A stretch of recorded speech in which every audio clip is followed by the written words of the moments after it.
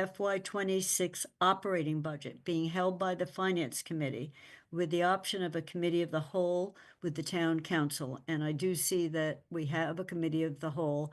So my first order of business, since we're conducting this meeting virtually as permitted by law, and it's an entire virtual meeting, is to make sure members of the Finance Committee can hear and be heard. So I will call on each person by their name. And then after I'm finished, Lynn will call the council to order. We have a forum of the Finance Committee. So I'm starting with Councillor Haneke. Present. Bernie Kubiak. Present. Andy Steinberg. Andy, if you would unmute. Andy? Andy? Andy, can you hear us? Doesn't look like he can hear us. I'll take care of it. Keep going. Okay, Bob Hegner is not here, and Alicia Walker is not here, and Thomas is not here. So I have called, we do have a quorum once Andy says he can hear us.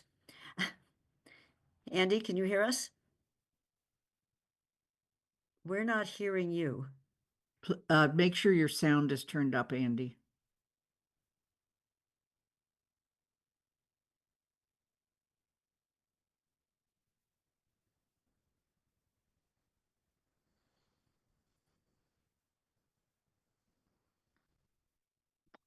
Andy, can shake your Can you head. hear us?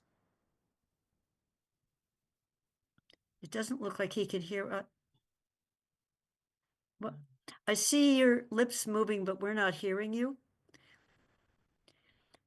So maybe, Lynn, I'll text him. Maybe he should come back in, and then Yeah, I'll take care of that, Kathy. Okay.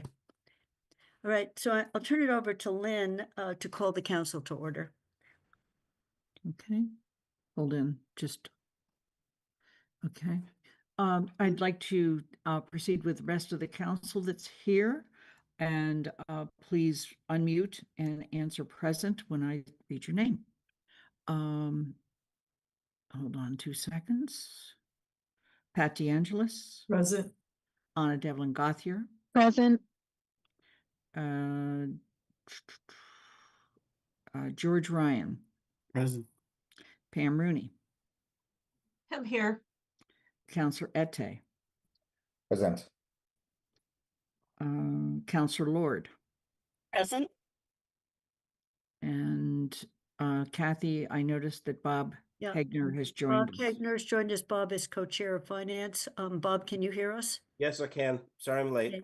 That's okay. You All right, so given that we have a quorum of the council present, I'm calling the council meeting to order at 6:37. And if other members of finance join us, we will recognize them, and when Andy we can see that he's here. So the first order of business tonight is Paul Bachman, town manager, will give a very brief summary presentation of the operating budget, and the full budget presentation was given to the council last Monday night, and it is available in the packet and also on the website. Then I will open it to general public comments and or questions. We ask everyone to raise their hands if they would like to make a comment or ask a question. If there are specific questions that are asking for additional information, we will not be answering either of them now, but we will be posting answers as part of the meeting transcript and make sure that we get back to you. So our purpose tonight is to hear from you, not to engage in a conversation. So Paul, I am turning it over to you. Thank you, Kathy. So tonight, as Kathy said, I'm going to summarize the town manager's budget for FY26. This is now in the hands of the town council, and they'll be making their decisions in the next month or so. It's a budget that is balanced, but we are only able to achieve that by making some difficult decisions. FY26 presents some new challenges that we haven't faced, which include some inflationary pressures which are intense. increasing wages in a competitive job market, rising healthcare costs, especially rising healthcare costs, energy costs, and supply chain issues. So this slide, it's just I just want to recognize the incredible work that our finance team put together. Holly Drake, Melissa Zawadsky, Jennifer LaFountain, and Ethine O'Keefe all played an important part in producing this document. So I just want to thank them all. I also want to thank our colleagues at the library and the schools. Library Director Sharon Sherry and Superintendent of Schools Dr. Z and the district's Finance Director Shannon Bernacchia are all important partners in the development of this budget. I really appreciate the communication and cooperation that they've all shown. Next slide. So this is a budget. The total budget for the town is $103,261,100.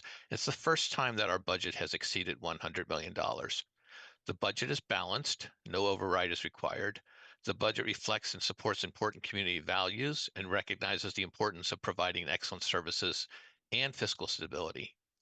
When we began this budget process back in FY26, in November of 26, we knew the path ahead was going to demand making choices. And I think the council recognized that at the time as well, and established budget policy guidelines to help guide our decision making. This budget aligns with the town council's budget policy guidelines and the subsequent recommendations that the town council made even as late as April. The budget includes freezing 6.4 vacant positions across town departments. This was an exceedingly difficult decision. It reflects our determination to maintain fiscal balance while continuing to deliver high quality services to the community. Freezing these vacancies rather than resorting to layoffs allowed us to preserve jobs and protect our dedicated workforce. Supporting our working staff has been a guiding principle throughout the budget process.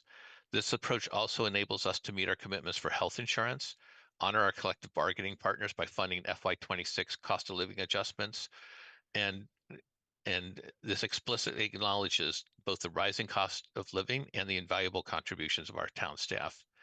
Every one of these frozen positions is needed, and we will work hard to fill them in the future. I wanted to be clear that this decision does not lessen my commitment to our police, fire, DPW, recreation, and CREST departments. Next slide.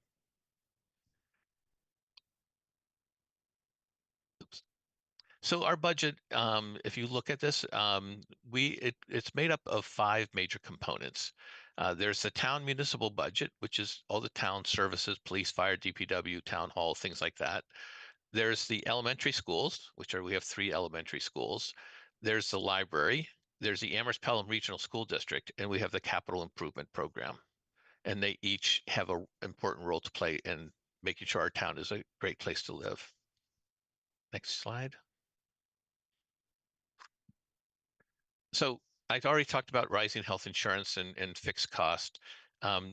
Back in November, we did our presentation on the financial indicators where we looked at what we saw as trends in the coming years for our budgets. At that point, we projected an increase that we could afford of about 3% in our budgets. Subsequently, the town council's budget policy guidelines, which were adopted in December, established a 3% increase as one of its guidelines, with the full expectation that this increase could be modified during the course of the budget preparation process. The guidelines also recommended that staff adjust revenue projections with a focus on areas where forecasts have proven to be conservative. So after we refined the budget numbers and reviewed the governor's budget, and I presented a recommendation that the overall town budget could be increased by 4%. Town staff believe that while these projections were more aggressive, as requested by the council, than we normally projected, they were within a reasonable range. Historically, funds were allocated proportionally across the 4 major areas of government: the town, the elementary schools, the regional schools, and the library. This would have been a 4% increase for each budget. The longstanding budget practice was changed this year in response to the town council's vote on April 7th to recommend the regional school budget increase by 4.81% and the elementary school budget increase to up to 5%. Paul, I just need to pause for a minute and ask Kathy to check to see if Andy can hear. Andy, can you hear us? You have to unmute.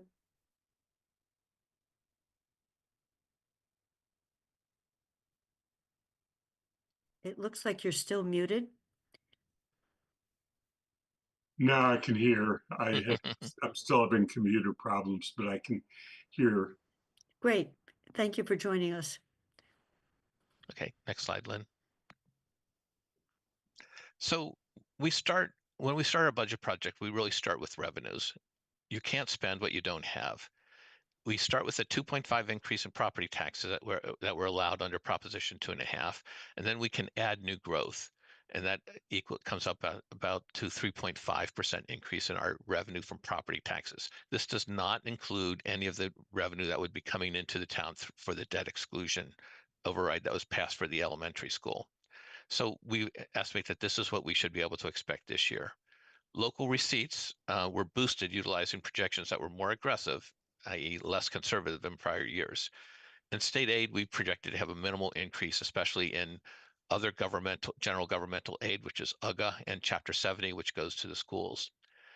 And I should note, we will be seeking significant increases for our water and sewer rates, as those departments are facing the same headwinds as other parts of our government, with health insurance and other costs outpacing inflation. Next slide. The expenditure summary this is really a no frills budget. We've had to reduce, we froze 6.4 positions. We honored our collective bargaining agreements and commitment to our current employees. It preserves core services, although there may be some degradation in the delivery of these services because we have fewer people doing the work.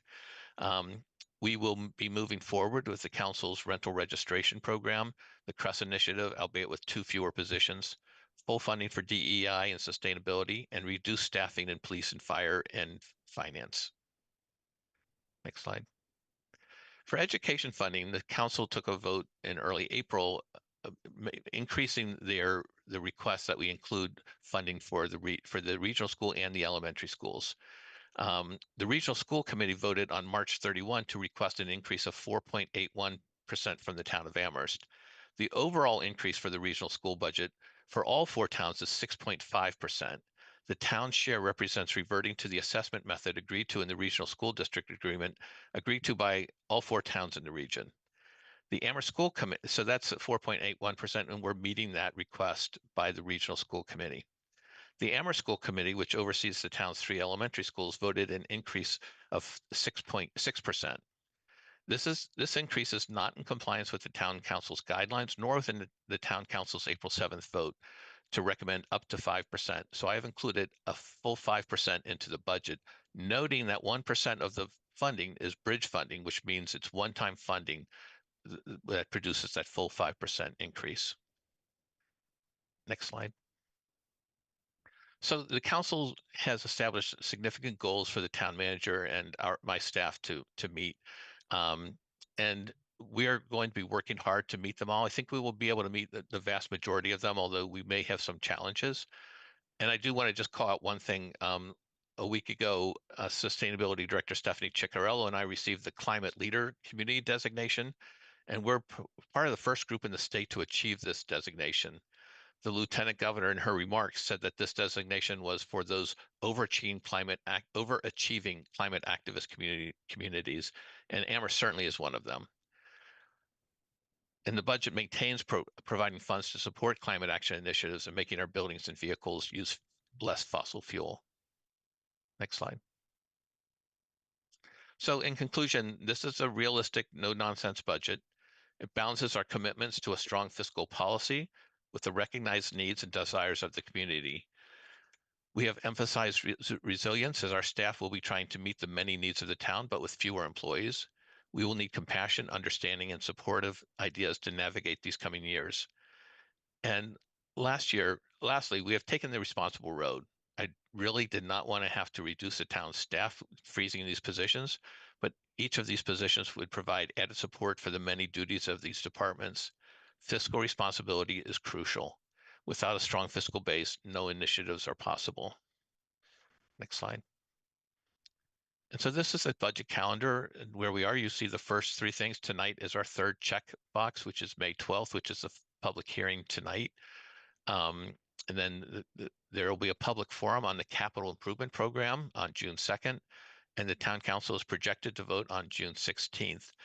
And I just want to note that All these documents from the school, the library, and the town are available on this on the website there, www.amherstma.gov/3584/upcoming-budget, or you can do amherstma.gov/budget, and there's a link there that you can go straight to all these documents. So thank you for letting me present that. Thank you, Paul. And I think we can take this, great. As Paul said, the full documents are available, that you can go more deeply in. And I just want to mention that the Finance Committee has begun a review. We published the agendas. Tomorrow's agenda will be looking at the public safety, the general government, and the Thursdays will be public safety. And anyone who wants to know exactly when, which can contact me. So at this point, we are open for public comments and questions or questions. Please limit your comments to no more than 3 minutes. Lynn will be acting as a timekeeper for the 3 minutes, and we will call on people in the order at which they've raised their hand. So if you're interested in speaking, please raise your hand on Zoom. And Lynn, are you bringing the people in, or is it Athena? I am. Okay. So I see that we have 4, I see one panelist has a hand up. So who, oh, I didn't mean to do that. It's my hand. Okay. There we go. Right Okay. now, we have 4 people who have asked to speak. So Lynn will bring each of you in the order that she sees you in the list.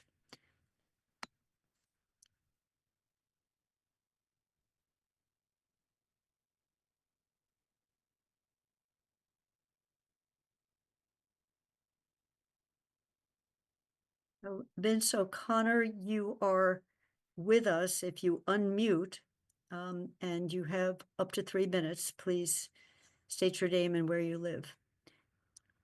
But you'll have to unmute.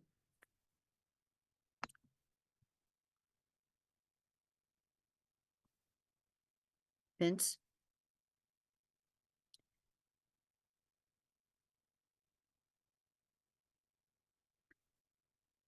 Invited to unmute. Okay. Vince, it looks like you have unmuted now, Okay. but So, we can't hear, you're gonna have to speak up a little bit. Your voice, I think, is too faint. okay.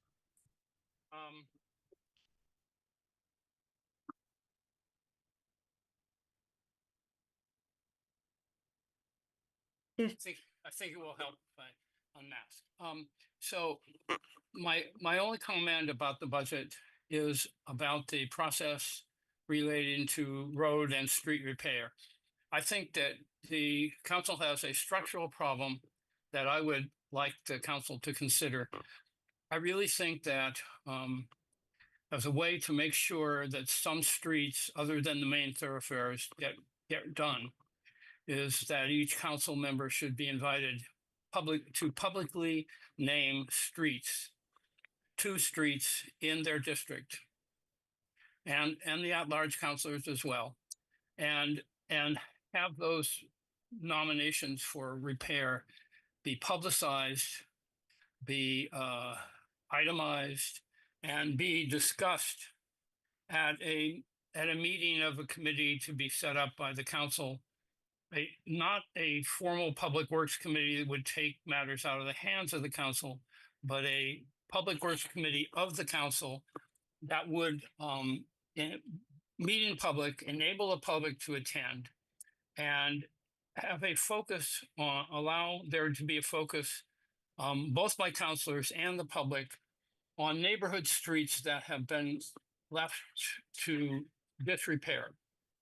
And I think that a committee of the council would be is more appropriate than a private process involving members of the council either going to the public works superintendent or to the manager and asking this, that, or the other street be put on a list. So I think a more public process, a process that involves counselors and the public, I think would lead to better results in terms of street and road repair. Thank you. Thank you for your comments.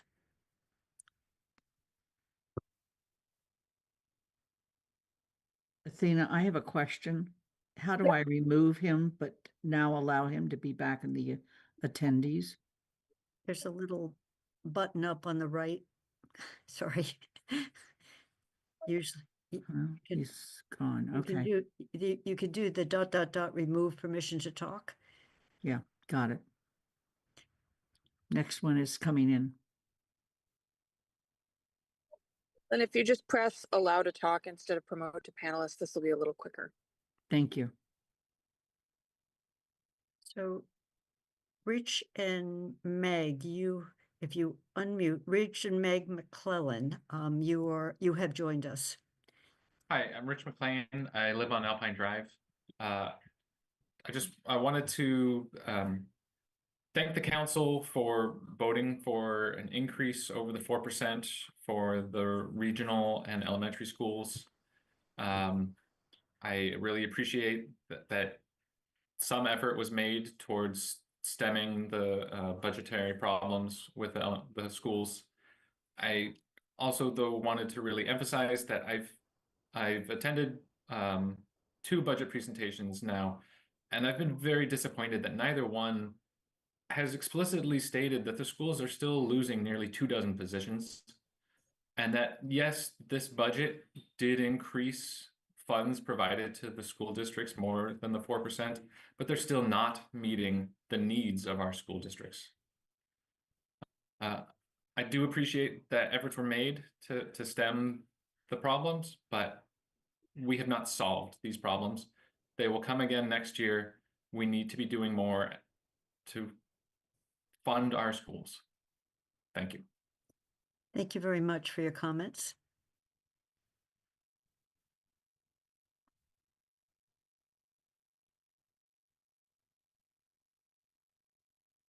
Kathleen Mitchell, you have joined us.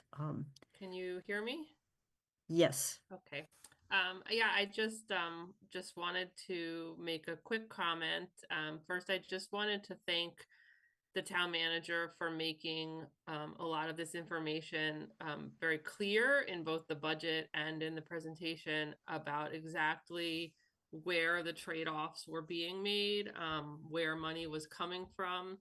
I think there's a temptation and a tendency in the community to pit one part of the town against another or one need against another.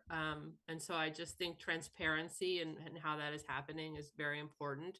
I think there's been some misunderstandings even so in the community about where the money is coming from. I think there's a misunderstanding that the money from the school, the extra money that the schools are getting above the 4% is causing the loss of 6.4 positions on the municipal side. So I just wanted to state that my understanding from what the manager has said is that that is not the case.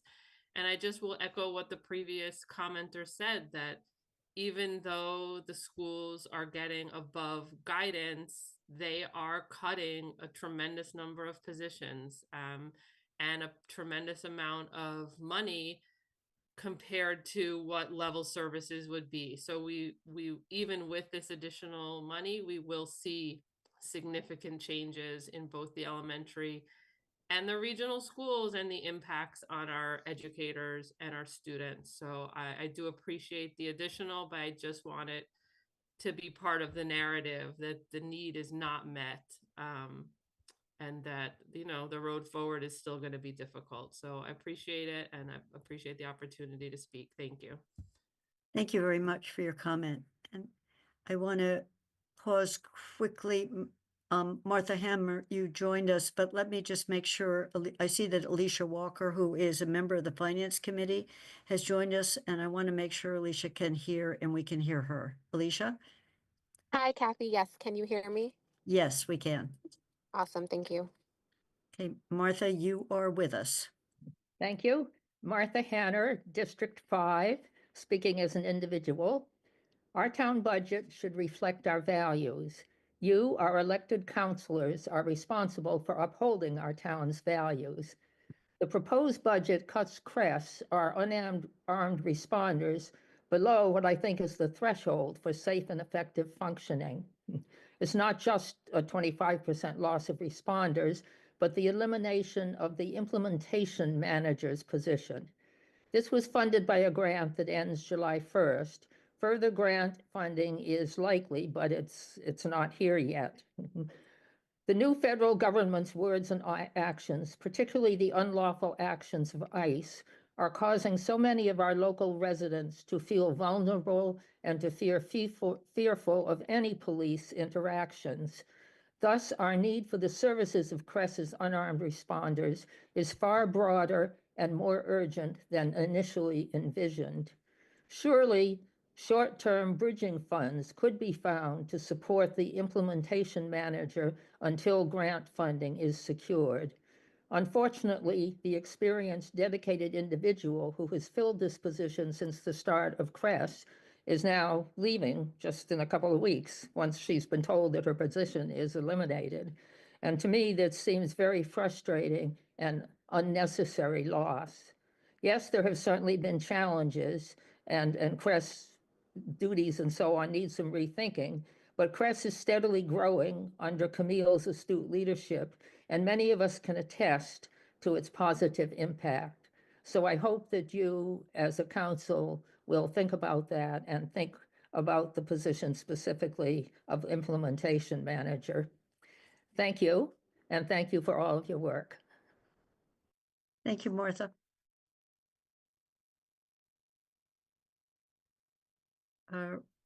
Ronnie, you're with us. Yes, hi, this is Ronnie Parker, and I'm here pretty much to say exactly what Martha just said. From my personal perspective, I had my doubts about CRES. It looked like there were a lot of people, there was a lot of money being spent on a lot of training, and there weren't really any results that I saw. And I kept hearing about dispatch issues, and then it didn't really look to me like those issues could be solved. But I've changed my mind and made a complete turnover. Why? Well, part of it, Martha has talked about the need for non-police support, safety is so great now. I cannot even begin to tell you how great it is. And also because I'm seeing that despite the fact that CRES has not been widely marketed or linked into the existing systems, a lot of people are calling CRES.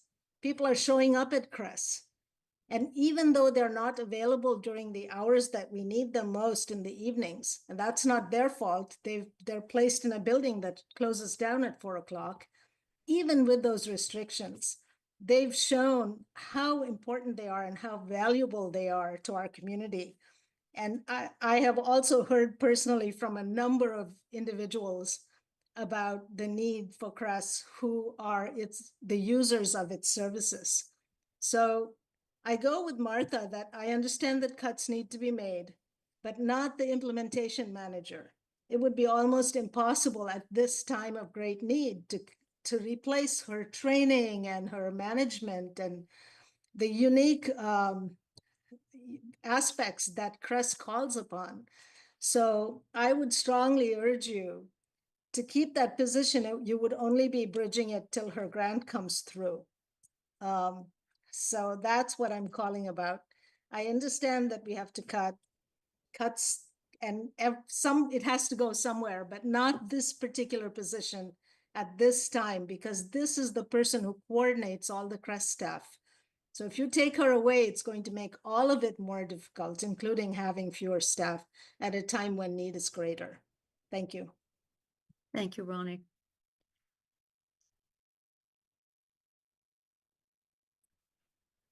Jeff Mazer, you are with us and can speak.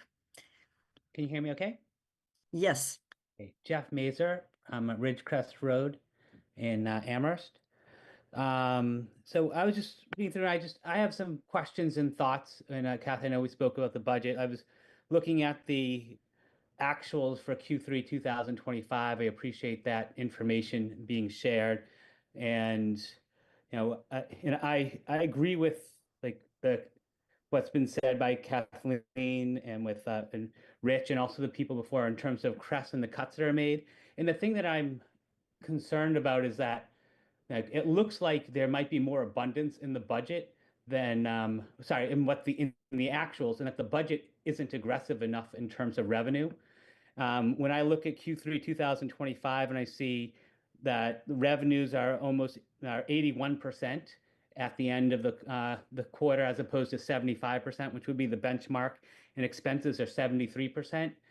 That to me is saying that 2025 is shaping up to have another really large surplus, and that surplus could be going into the schools, could be going into CRES, and I think at the end of the day, if I see like there's like $4 or $5 million of surplus while we're making these cuts, and the budget is based on the 2025 budget, I'm going to be like, why have we not adjusted our benchmarks for what we're seeing based on actual information versus doing our budget based on the 2025 budget, because we're not using the best information.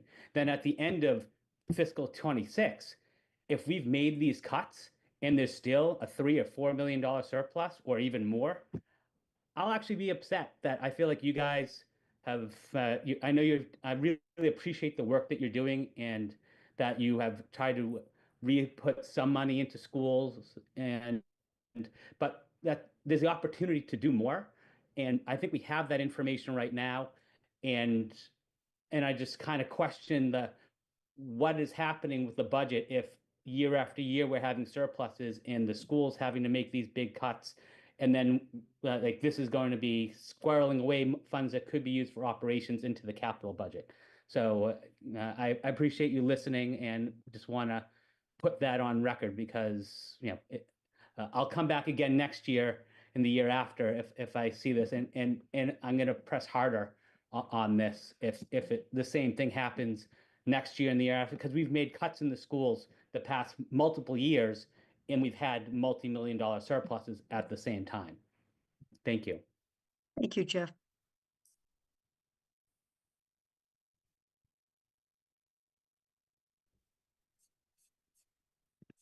Hi, are you calling on me?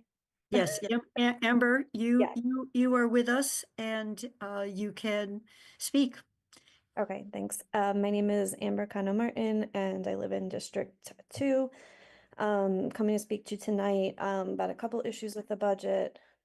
First, I just wanted to again restate, as I did in my email, that I don't want to see any cuts or freezing to CRES.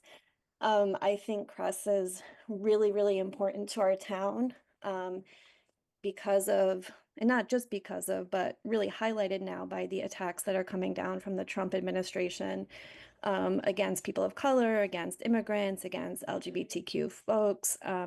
So I think that having this program in our town is and has been a really unique alternative to traditional policing, and it's needed now more than ever. And I'm really, really happy that we have it, but I think it's going to be made completely ineffective if we lose our implementation manager. So I, again, support folks who on this call highlighted the importance of retaining that position with bridge funding. And also I would encourage you not to freeze those two positions, because if you keep cutting down the department, eventually it is going to be completely ineffective and will probably just disappear. And I don't want to see that happen. I'm also an advocate for the schools. I think that, again, appreciate that it was the increase to the budget was made. It certainly is not what was needed or enough by any means. So the regional schools are losing about 12.1 positions next year. The elementary schools will lose 10 to 11. It's about $2 million in cuts.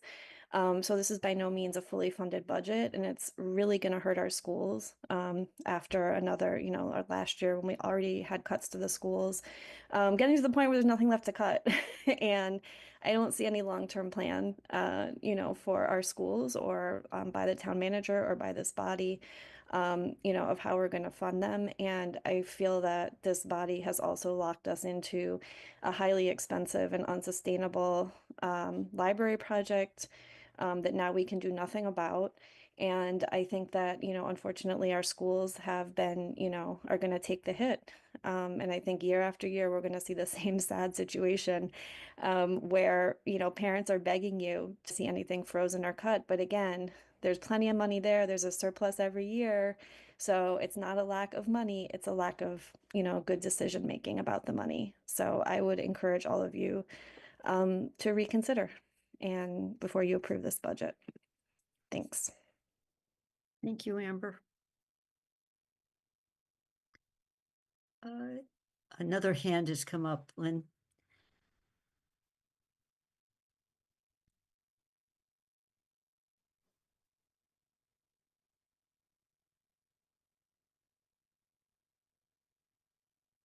They're available. Laura is available. Laura, Yes, can you hear me? yes, you have joined us. Thank you.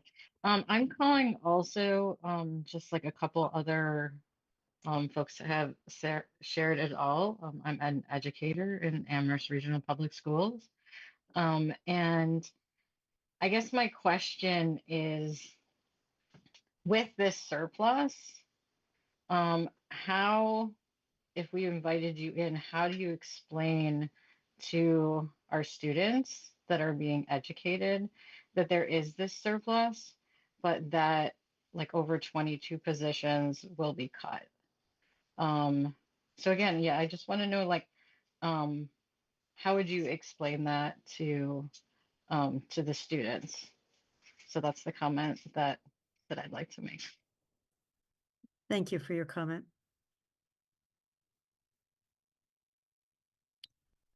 Right now, I'm not seeing any other hands up. We have about 15 members. We have 15 members of the public in attendance, and several of them have already spoken.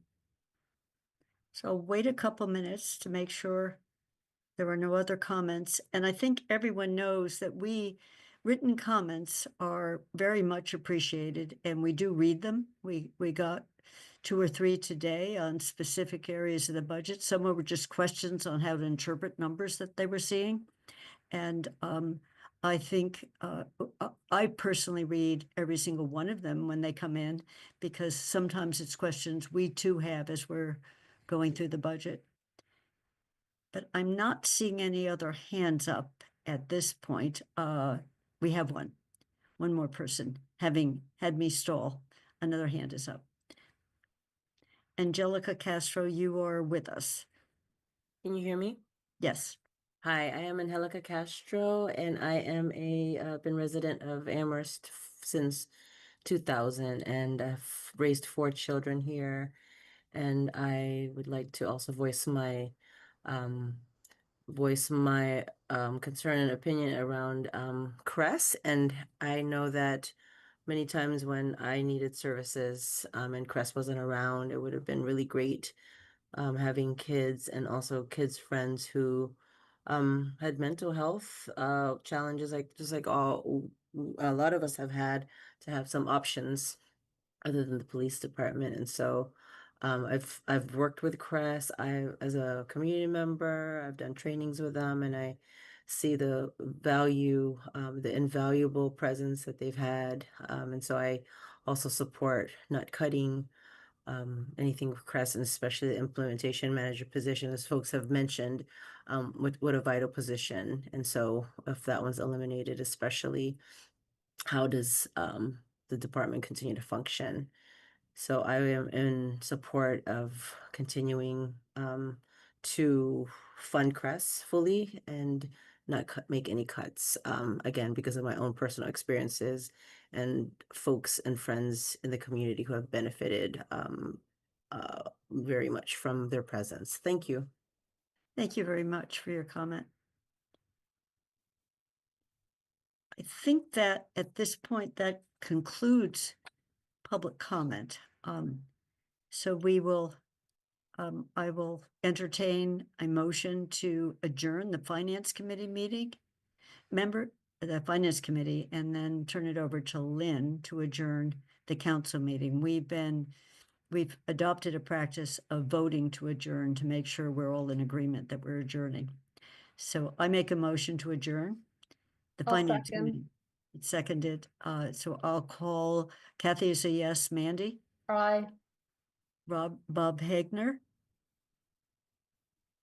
Aye. Andy Steinberg, Aye. Bernie Kubiak, Support. and Alicia Walker. Yes. I think I got everyone. So Lynn, I turn it over to you to adjourn the council. I make a motion to adjourn the council. Is there a second? Second, DeAngelis. Then I'm going to go on. Pat DeAngelis, Aye. Anna Devlin Gothier, Aye. Lynn Griesmer is an aye. Pam Rooney, Yes. Counselor Ette, Aye. Counselor Lord, Aye. Counselor Ryan. Aye.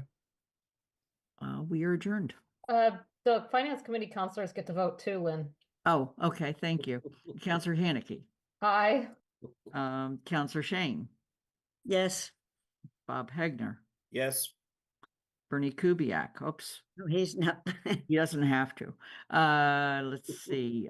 Alicia Walker Yes. and Andy Steinberg. Yes.